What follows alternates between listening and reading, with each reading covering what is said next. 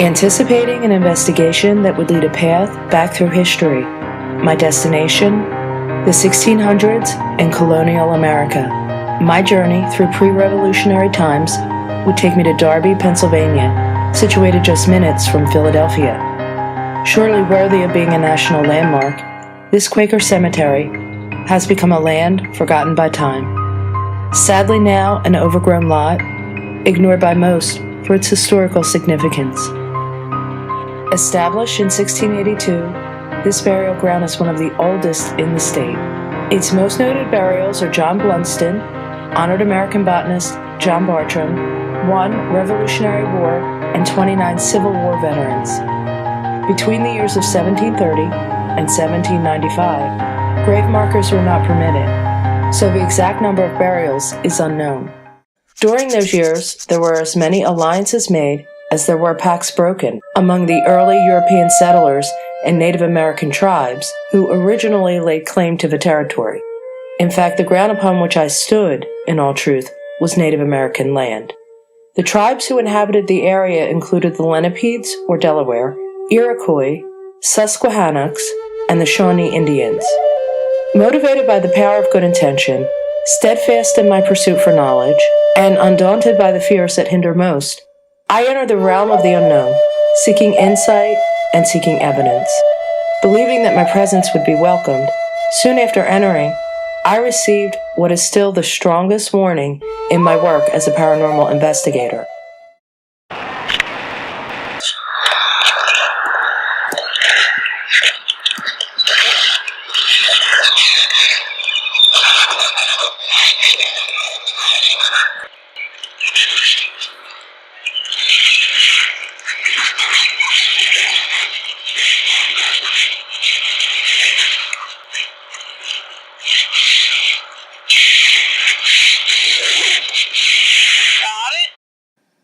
Now this might be a little hard to understand, so this is the playback broken down. Just so you can gauge how things actually sounded there. With the exception of myself, my team member, and the EVPs I captured, this is what was heard throughout the investigation.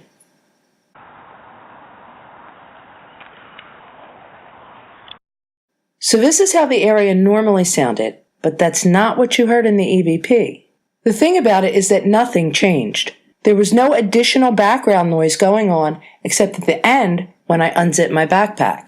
Here's the beginning of the EVP replayed. Initially, you hear a quick phrase, "Get out of here." I slowed it down for you to hear it more clearly.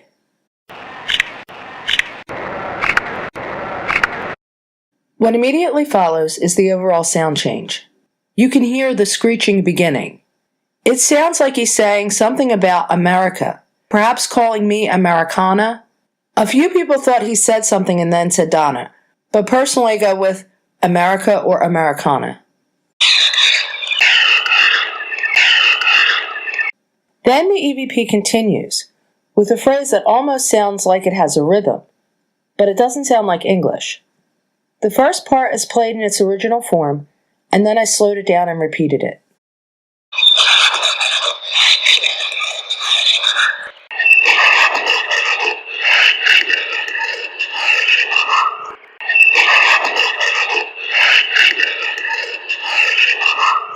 That almost sounds like a chant. It seems to have a rhythm. Now listen to the next phrase. This is the piece that caused me to be a bit concerned.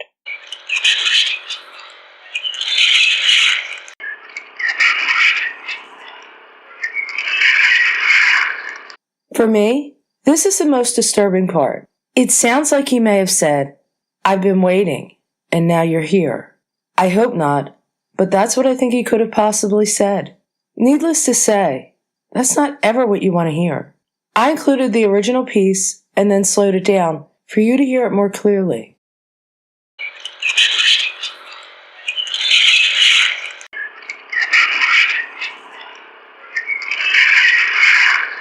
Moving on to the next part.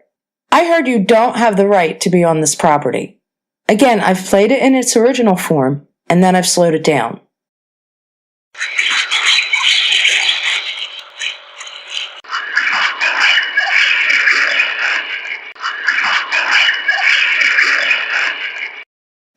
In the next segment of this clip, the first part of the phrase is really wide open in terms of meaning. Everyone seems to hear something different. It's difficult to understand. In the last part of the phrase, however, it sounds like "we hate you" is what's been said. I've included the original recording and then slowed it down twice.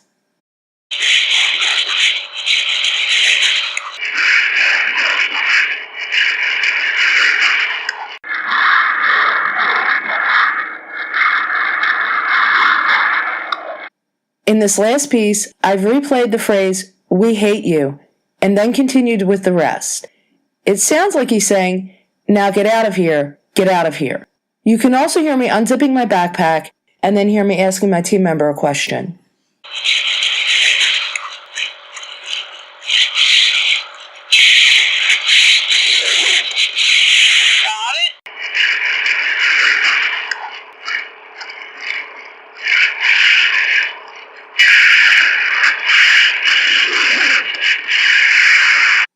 This EVP is truly frightening. Looking at the big picture, undoubtedly, it was meant for me. Realize that leaving an EVP requires a lot of energy. A spirit is attempting to produce or replicate a natural voice where one no longer exists. Most often, EVPs are 1 or 2 words in length. This is nothing like that. In fact, at one point, it almost sounds like a chant. There's definitely some strongly negative emotion being communicated here. So now, I'd like to know about your opinion.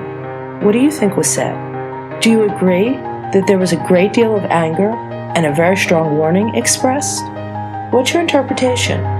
And finally, do you think I should return for a follow-up visit? What would you do?